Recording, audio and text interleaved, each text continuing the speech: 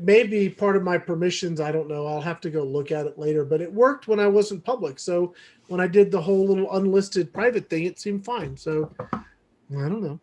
Give it a shot.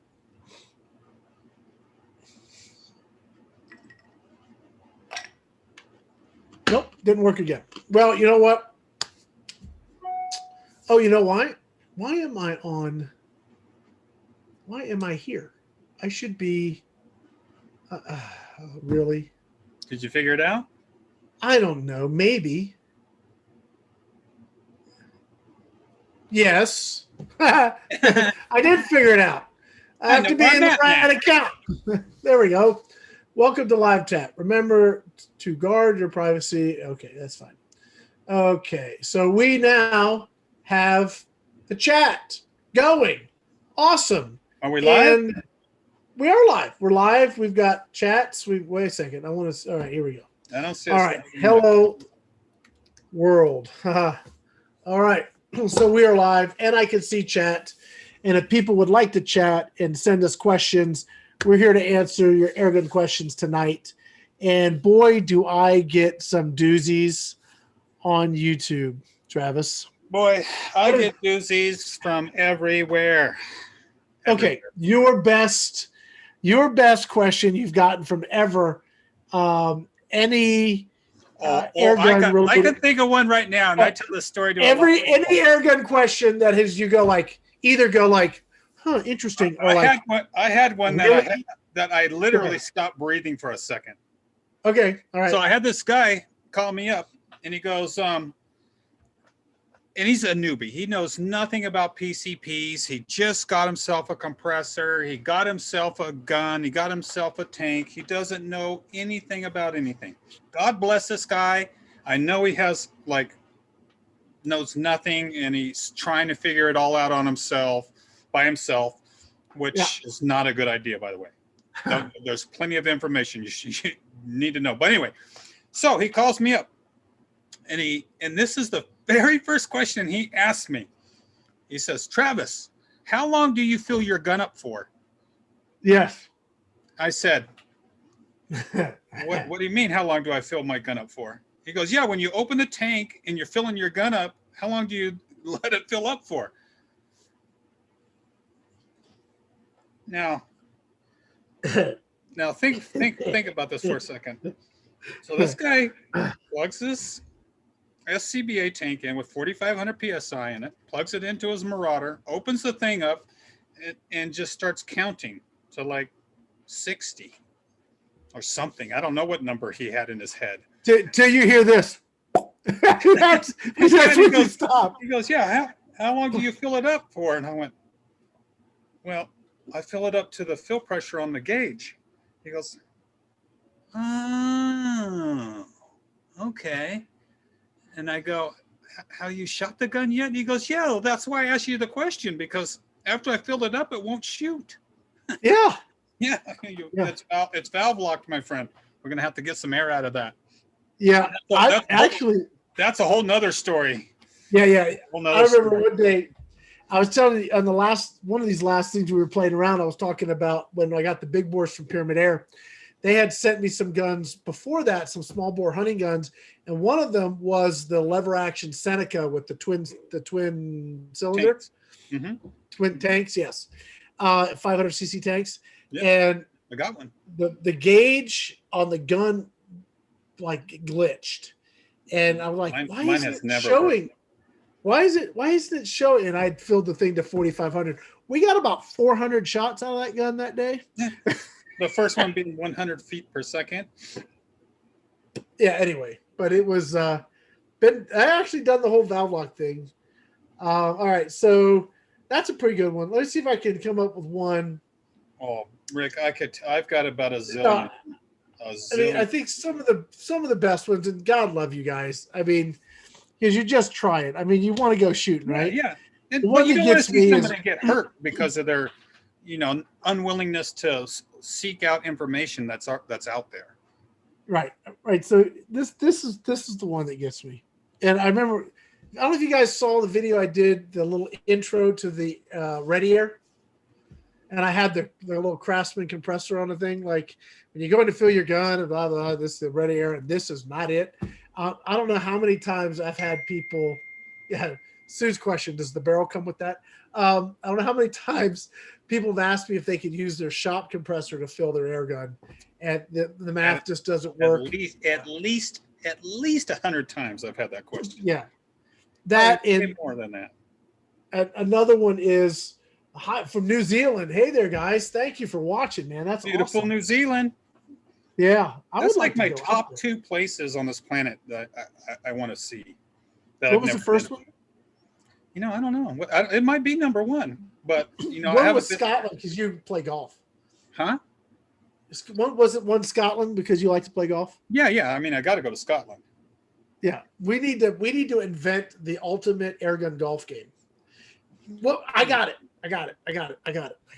What we'll do is it'll be like a modified field target. Like, right? So you have different ranges and you get so many shots to knock it down. And it's like, you know, hey, that's a par 2, you know what I'm saying? Or a par 4. And what do you think? We could do our own airgun golf. You know, I think we could even expand on that a little bit. We can make 3 separate size targets and you choose how big you want to go, and the smaller you go, the closer you are to the green. Ooh, you know, that would be pretty interesting. Yeah, so maybe you got one that's like, you know, a 1/4 inch. You're like, I'm going for the hole in one on the approach here. But if you miss it, it's a stroke. Yeah, there you go. Each shot's a stroke. Hey, man, we're onto something. We should have maybe not done this live. Man, maybe we should have thought about it. Let's keep it on the down low now. Let's keep it on the down low. No, but you could do it. You have your buddy that does targets, right? Yeah. So he could actually, we would have to use knockdowns. You can actually do targets. Not only is my buddy, but he's my cousin. It's blood. Yes. We got all kinds of people coming out here saying hello. Hi, guys. Thank you, guys. We've got Stance. We've got Black Sword Shinobi. Hey, let's tell them exactly kind of what we're doing, though. So it's a new podcast that we're doing called the Airgun Guys, which is let me just jump in for a second. All right, so Travis is funny, okay, because he's not a tech guy. So it really isn't a podcast. This is a live stream. We're gonna make it into a podcast, but he's old. He's not that much older than me, but we pick on him. But go ahead, Travis. I just wanted to put that out again. But live stream. Right though, we are doing a podcast. Not right now, but not right now. Yes, this is not it. No, this will be one, but not yet. I know what a podcast is, though. Go ahead. So anyway, we're doing a show. That'll work. Called the Airgun Guys, and it's 2 guys who have 2 different perspectives on the industry, and we're going to bring in some celebs, I guess you'd call them, in and take live phone calls and Zoom calls from the audience and answer their questions the best we can. And we're going to do this every 2 weeks, I think, maybe once a week if we get enough interest. Yeah, I mean, we got nothing but time, right? Yeah. You don't have anything going on. I'm not doing anything. The thing is, I can tell you about what I got going on, but you're under non-disclosure on all the stuff you got going on. You can't. Yeah, that's pretty much it. I wish I could talk about some of the stuff I have going on. I mean, you know about some of it, but you don't even know about a lot of it. I mean, I wish I could talk about it. I wish I could. I love sharing. You know, I really love. I got a question. That's a good one. It's right up your alley. All right. So. Okay. By the way, I can tell you that right now we're getting a lot more traffic on YouTube than we were getting on Facebook. Well, that's great. You, all right? Because because people on the GTA like YouTube better than Facebook. Just saying. Yep. There we go. We may have found our platform. Maybe this is our home, huh? Okay. All right. So Daniel asked this. All right. So, and I say this is right up your alley because it is. Okay, we got like questions. All right, we're gonna get to these questions. All right, so Daniel says this. Hi guys, need help. I have a Crossman 2289G backpacker. Well, now his question makes perfect sense. He does need help. Sit a little closer to your mic. Oh, okay. I'm doing your thing. I'll get closer. That was a joke. You just missed it. That's all right. I didn't hear you though, so I missed it. Daniel, I was picking on your question. All right, so he's got a 2289 backpacker. He says he needs help, and I agree. If he's got one of those, he needs help. That was my joke. You can laugh now. Okay. All right. Just kidding. He got it thanks to Airgun Angie, and that is a fun gun to shoot. So I'm just picking on him. I want to mid it. I think he says mod it with a bigger valve. Where can I get one? Do you know anybody that's got a valve that can go in like the 1322 pump guns? I'm pulling now. I'm not ignoring you. What I'm doing is I'm pulling up schematics on the gun. So this is how my brain works. So immediately I'm going to go into schematics, diagrams, drawings, and I'm going to look and see what we're dealing with. And okay, this is one of the little. Is this a little pump up gun? A little pump up, the multi pump. Yeah. Yeah. So this gun is valving isn't really going to do you much because that just allows more air out. But your biggest restriction is actually the operating pressure on this gun. But I do. There's another one. There's another restriction, but you go ahead. I've built a modified one for a guy in Hawaii. Yeah, the transfer port is pretty small on this gun, right up through the barrel and right down through the valves. So that all can be opened up, and you'll gain some velocity there. The other thing too is the bolt on the end of the bolt that pushes the probe. That could be thinned out a lot. It's really thick, and it pushes on the back of the probe, and it blocks a lot of the air coming up out of the transfer port. The other thing you can do with that gun, and it's very easy to do, put a different barrel on it. Put a different longer barrel on it. I put a 24-inch barrel on one of those, and I think it comes with a 12-inch or something. I put a 24-inch barrel on that and a TKO 22 moderator on it, and a guy in Hawaii bought it from me, and he was killing raccoons with it. Yeah, and that's with any air rifle pretty much. Longer barrel, more power, better efficiency, all those things. At some point. Or just step up to a P-Rod and get yourself a PCP. But I think the valve, there are people that make valves that you can mod that one now pretty easy. Yeah. It's a pretty inexpensive gun. Is that the word I'm looking for? Yeah. So all right, so I got a guy's actually asking me a question. So let me answer this because I get this a lot. All right. So Target Airgun Shooters Guild question. As an influencer, gosh, that feels so good to be an influencer. How do you handle reviewing a gun you really don't like? And does doing so risk your relationship with sponsors? All right, so this is what I do. That's a great question. If the gun sucks, I don't review it. Yeah. I mean, if I get a gun in from any sponsor, it's terrible, and it just doesn't work, there's no point in me reviewing that gun. It's a waste of time. Yeah. Because there's a lot of time that goes into doing a review. At least when I do them, I've got 10 to 15 hours minimum. I was at his shop, and he had a brand new gun sitting there against the wall, and he goes, I want to like this gun so much, but it's such a pile of crap. Yeah.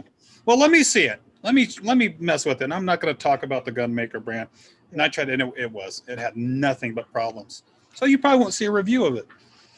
Yeah, and but there's a couple. You also get feedback to the manufacturer too, though, Rick. Well, and that's a big part of it. I actually go back. Sometimes I'll actually take the gun apart and tell them what I found wrong with it so that they can make the adjustments to it. And I've done that a lot. I mean, not at the level you do it, but I actually do that quite a bit. But the other thing I do is that I really want to spend time showing you guys what the gun can do and a lot less time showing you what it can't do. Yeah. Because if there are people that do long form stuff and they'll show you 30 pellets that don't shoot and one that I was does. just about to bring that up. I don't have the patience. I don't need to see a gun. I don't need to see 30 kinds of pellets this gun doesn't shoot good. I don't need to know that. Just show me the one that shoots good. A guy's asking me, do I send it back or keep it? Generally speaking, and I got other questions here. Generally speaking, I send most things back. Now, a couple manufacturers I work with, they send me the guns. They want me to keep it because they want me to just keep using it as much as possible. Now, what I found is vendors want their gun back. Manufacturers want me to keep it. Sure. Yeah. So, and it's interesting because, you know how the industry works, right? With almost some trade secrets here, but there's things called co-op money. So even though I may get paid to do a review, if it's a large enough company that buys enough product, the manufacturer actually pays them to pay me. Doesn't cost them much of anything.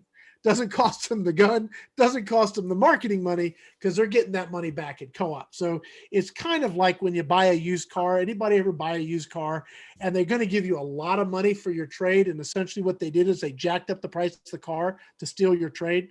All right. So enough of my rant. And mine's kind of the opposite. Okay. I get a lot of people send me guns to evaluate, and I never send them back.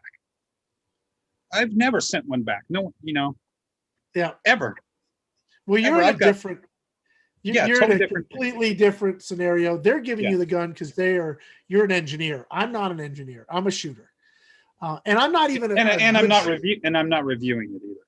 Right. So for me, just briefly getting back here. Gosh, the chat's like flying here. So I'm trying to keep up with Let's get some of those questions. Let's do this, Mr. Miyagi. Back to this. I really try and stay as positive as possible. If I can't be positive about it, it's like your mama said, if you can't say something nice, don't say anything at all. And I would rather have a conversation with the manufacturer to help them make that product better for the next revision than to trash it and cause problems. It's just no point. And here's the other thing that serve anybody. Here's the other thing that happens. They make thousands of guns. I may have got it done. It happens, right? So come here, camera, find my face. It's lost my focus. There it is. And the other question I had is somebody asked me, how often do I get a bad gun? It's maybe 5%. So in 20 guns, I may have one that comes in that I can't work with. And I think on an industry standard, if we were looking at a standard, which is part of the number game that I work with, dealing with manufacturing and stuff, which I deal with every single day. It's roughly 10%, 10 to 12%.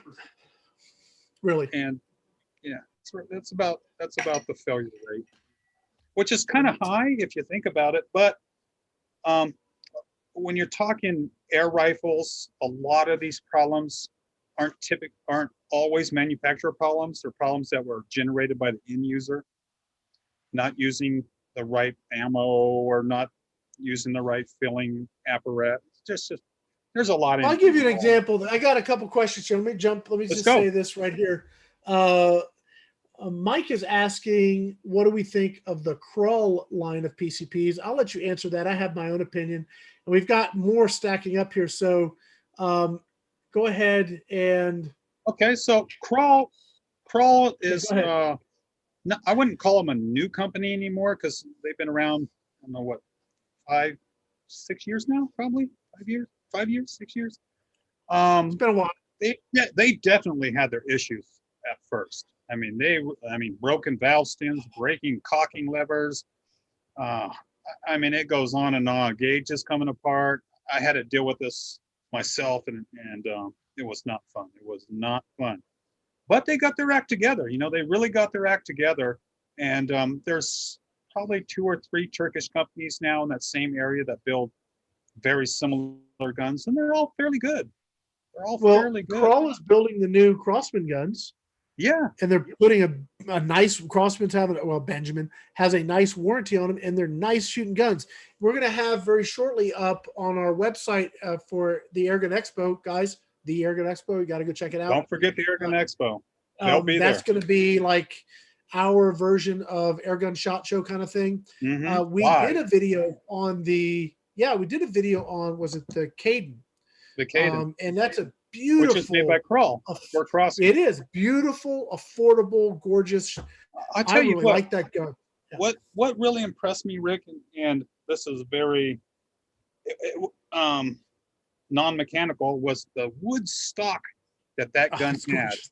I could not believe how beautiful that wood stock was. And I mean, I literally have spent that same amount of money just for a stock like that you got the whole gun. Yeah. All right. So really couldn't. Next question. Great. Go buy a Kral, they're fine. You have to be like don't really buy the old Krals though.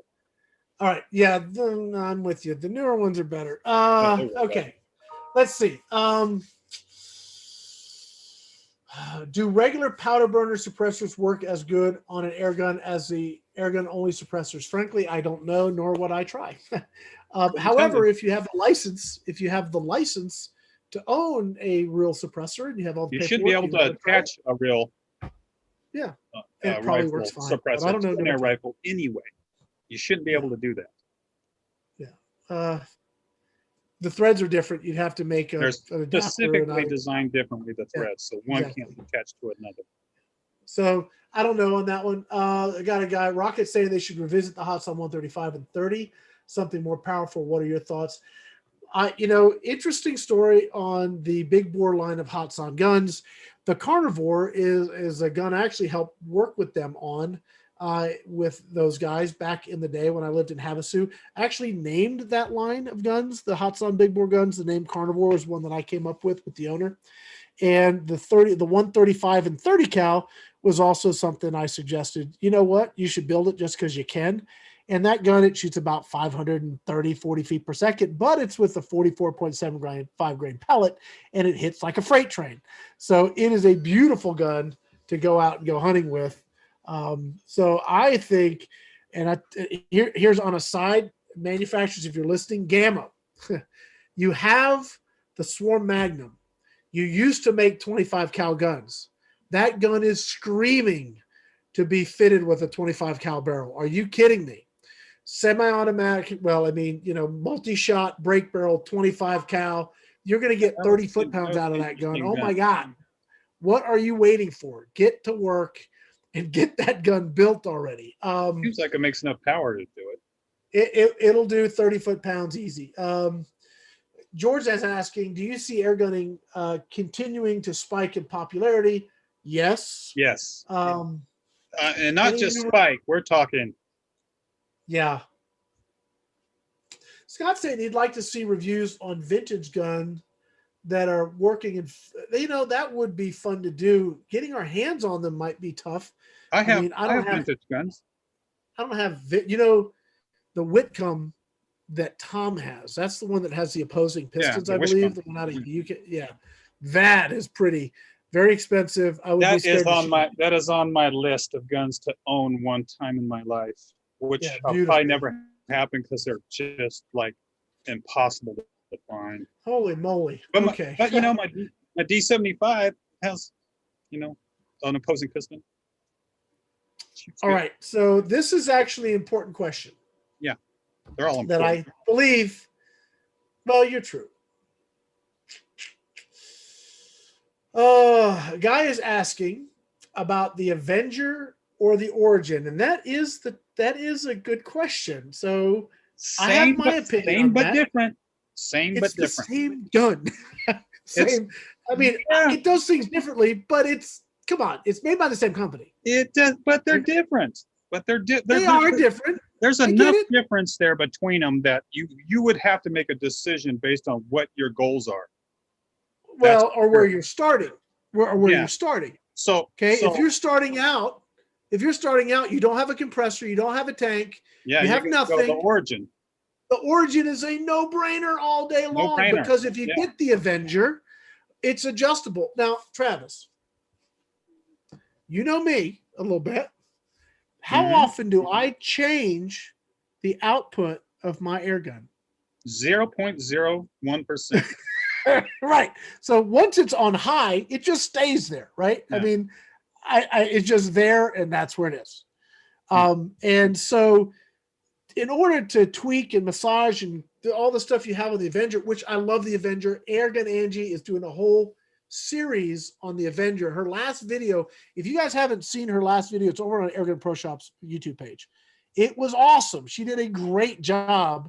Well, they're similar but different, though. I mean, it still comes down to the thing: what you're going to do. You know, she did such a good job. She did such a good job going over the different well, it wasn't her last one, it was the one before that, I guess it was, where she built by the same company. Yeah. Well, she tuned her gun, is my point. And she fine-tuned it and optimized the shot count and power, and it was awesome. So there's one sitting right there. See it? Yeah. What's that over there? That's an order. Look, it is. They shoot relatively the same, and if we're talking, 50 yards, target wise, target 50 yards. If you're shooting paper, yeah. I'd like. If you're hunting. I'm sorry. We're talking over each other because we're passionate. I know. I'll shut up now. Okay. Let me just. The guy tell me this story. Hold on. Dadgummit. Now you be quiet. No, no, I'm going to let you say something in a minute. There's this old Texan. He says this. He says, Mom. Let me tell you how this works. All right. See, this is the way it works here. You see, you say something, and then I get to say something. I'm the bad one here. I'm the one that talks too much. So now I'm going to be quiet, take my own advice. You go for it. Okay. So the origin and the, what the hell's that? The Avenger. Avenger. Yeah. There you go. They're similar. They're made by the same company. They're very similar, but there's some distinct differences. And one of them, to me, isn't even the functioning part of the gun. It's the stock of the gun. The Avenger stock is very plasticky and punkiny, whereas the Origin stock is really solid and feels thick. Yeah, and that's a good point. It feels good, man. I mean, it feels. I wish you could take the Origin stock and put it on the Avenger, which you cannot do. Well, you can't do it. It's one of the 1,000 questions I get. Go down there. The thing I like about the Avenger, though, is it's regulated. So if you're into a gun that's super consistent from beginning to end, the Avenger with its regulation is the way to go. But if you're hand pumping a gun, that Origin is 10 times easier to fill, and all right, a nice long string too. And I think it makes a little bit more power because it's unregulated. I think the Origin probably makes a little bit more power because it's unregulated. Okay, so which? I don't know if I answered this question. No, I think they're similar. Down to they're so very similar. Yeah. Do you want a regulated gun or do you want an unregulated gun? Do you want to hand pump it or do you not want to hand pump it? Does the stock bother you or not? I don't know. That's why they're built differently. Same gun but built different.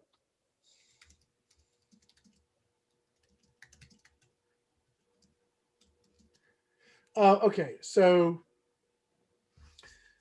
I agree. I think that the Origin is better for new airgunners than the Avenger. I agree. I think that that air system they have that they've created with the little reaxis piston that sort of boosts the air acts like a regulator without the plenum and the regulator part. It's maintaining a more consistent pressure throughout the use of the air without the need of the plenum and the reg. So to me, I think that is a very cool way of overcoming the complexity of a reg that can fail. I don't know. It's a more simplistic gun, that's for sure. I think so. Especially if you're hand pumping too. I'm sorry to talk over you. Oh, it's huge. No. See, now you're doing it. But if you have a regulator and you're hand pumping, the moisture that hand pumping does can wreck a regulator. Absolutely wreck one. That's why the Origin, if you're going to hand pump, is a much better gun. Well, I like the Origin, and I like them both. I like the other. Buy them both. Yeah, well, they're affordable enough. You can. Now, one of the things I think would be fun to do. We're going to need somebody on the chat. Familiar, familiar. Oh, hey, it's spelled right that time with that gun mark. Next question, sir. Do you know anything about the Cattleman T2? I have one on the way. Really? I don't know anything about that gun. Yeah, it's I do believe that gun is made in Turkey as well. It's similar to a Pishtov. You know what a Pishtov is? Nah, you don't know. No. Now, as you just said, similar to a black. I don't know. Yeah, I got another question. I'll know a lot more about it in the next couple of weeks. I got a trip down to Houston I got to deal with. So when I get back, I'll have that. Hopefully, have that gun here. So I got a question. They're out of Texas. Yeah, are they really? Yeah, Cattleman. I use a Hill Mark IV with air dryer. Okay, so two things. I want to answer George's question about a compressor, and then I'm going to say something to Lone Wolf that's not going to make him happy. So unless that's all right. We'll get back to that in a little bit here. So George, compressor. If you are looking for a compressor to fill your gun, and you want to buy it once, what's your budget? You want to buy it once. I have not found a better option than the Hill EC3000. I love the Ready Air. I love the JTS. I love the Trail Charger. I love these little compressors, but they do not fill as quickly or as efficiently, in my opinion, as that new Hill. It's expensive, and it's 110 only. But man, it's fast and it's automatic. But why not? I love it. Why not just save a few more bucks and buy a Coltree? Because you're not a few bucks. You're $800 away from a Coltree. That's not a few bucks. Look, I'm with you. The other thing is a Coltree can't fill your gun.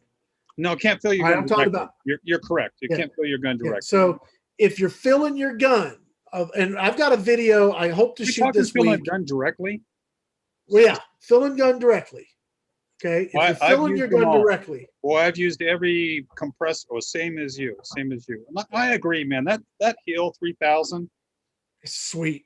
That thing is so sweet. It is nice. It only goes to. It's twice as much as the other ones, though.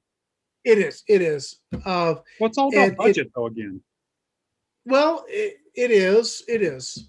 But look, we're spending. As we go into the sport, we're spending more and more on our guns. We start out at $100. We wind up at $1,200 because we want that $1,200 gun. I guess to me, you'd have to break it down into like 3 price ranges, like up to 300, up to 1,000, and then 1,000 plus. Well, I'll tell you what I'm going to do. Let me tell you guys about. I'll tell you what. I got a video coming out. Well, I'm going to film it hopefully this week. It's a complicated video that's going to take some time to edit, but I've got the Nomad 2, JTS, Trail Charger, Ready Air, and Hill, and we're going to put them all on a table and go through the features of each compressor, filling a bottle to say 300 bar secret compressor, and then. What do you got back there? So you can't show us? Yeah, see how you are? See, he can't talk about stuff. It's all under non-compete. Anyway, or non-disclosure. So scooch over there. Now they're going to back the video up and see if I moved out of the way so they can see what's going on. Yeah. Anyway. Okay. Anyway, I think this video is going to be really good because it'll let you know features, fill times, and pluses and minuses. And there are all of those with all of the compressors. And it comes down to what features do you need and can you afford it? Now, back to the gentleman. Yeah, back to Lone Wolf that was talking about. Wow, we got a lot more stuff going on. All right, back to Lone Wolf that was talking about using the hill pump with an air dryer. If you're talking about the little filter that you suck the air through before you pump it, all right, so you may filter some stuff out, but you're not going to dry the air. Okay, unless you're drying the air on the high pressure side, Yeah. you're not doing anything. And I hate to tell you that because it's just true. There's probably a marginal benefit because it does have filtration. It does have a filter at the top and a filter in the bottle. So you It's hard to filter out moisture though before it's compressed. You're not going to dry the air. You need it's a really refrigerated dryer. If you're going to have dry air on the intake, you need a refrigerated dryer to dry it before it gets into the compressor. It all has Without to be that, post compression. Yeah. Once you start compressing it, that's where you get your moisture. Now, if you put a condensing tower on the other end of your hill, that would work, but then you've got to charge the condensing tower before you can put anything into your gun. So, hand pumps are great. They're great for utility, but they don't make dry air. They just don't. Just the short answer of it. They don't put that on the box. This doesn't help, but not to dry. It does, I think, provide some filtration in the sense of particulates. But as far as drying the air, no, you're not going to dry it with that on the intake. So, gosh, we've got next question. I got a question here, and I'm going to, guys, I apologize if I don't get to all of the questions. I am going to just have to handpick them. I had to handpick them, and we will be back 2 weeks from now. Frank, and I'm not Montolio. Forgive me for messing your name up. Got a question. No, that was not the guy. It was a different guy. Why something? My air rifle. What air rifle would you suggest to use to shoot my neighbor in the eyes? Why would you ask that question? That's not even right. Next question. Don't do that, please. That's ridiculous. Now Frank's question. I got a question about tuning FX Impact 22. No one, don't one, not with the PP. Why not? I don't know. I know that question. Let's see. I'm going to build me an old style musket shape out of my hot sun. Okay. A lot of these are comments. Lone Wolf says, so now I need $1,000 compressor for my $300 gun. Well, maybe if you've got a gun with a regulator, you want clean, dry air. It is the way it works. Now you can get a lesser expensive compressor, put a dryer on the other side of it, that it fills up far more efficiently than say, what's that? Or buy a gun without a regulator in it. Yeah, or you could, let's say you have an Avenger with a reg and you get a JTS compressor. That's a nice compressor. You get the extra filter on it. You've got speed, you've got durability, you've got, you can fill it up pretty quickly, and it'll do the 4,500. The Hill won't do 4,500, so that's an important note. Right, what does the Hill go to? 36, right? No, it goes to 300 bar. The Hill compressor goes to 300 bar.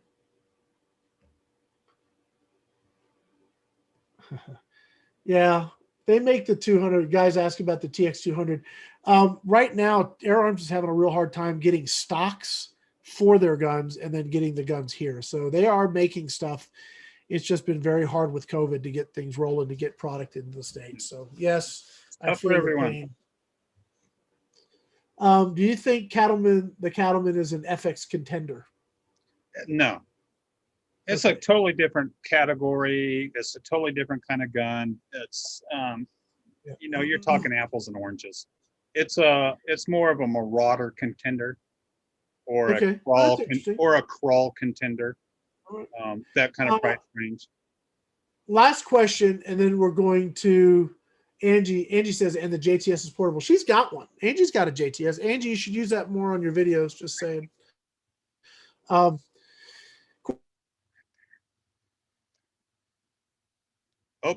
you froze up, Rick. Oh, looks like it's just me and the show then. All right, guys, that wraps it up. I don't know really, but our boy Rick seems to have frozen up. JTS, Does make a really good, affordable compressor. So does our boys right here, the Ready Air. That's a really great little compressor too for the money if you're just getting into it. So yeah, those are viable options for you in the sub $500 category, you know. So I guess it's just me alone. I got my own show finally. I'm a celebrity. Bye, Rick. Well, I think that wraps it up, guys. This has been Travis Whitney from Gateway to Airguns, and we appreciate you guys. We're going to be coming to you every 2 weeks in the future with the Airgun guys, and we'll try to get through as many questions as we can in and out. All right. God bless. We'll see.